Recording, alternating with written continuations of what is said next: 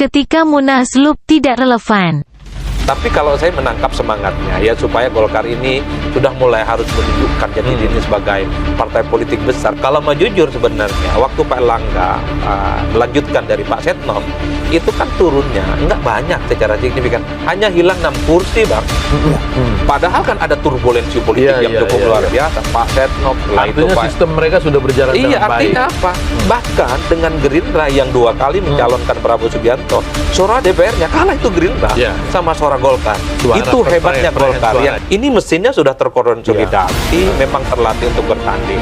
Dalam konteks itu saya kira memang Munaslup tidak relevan karena siapapun ketumnya, Golkar ini mendidik lah, Bang.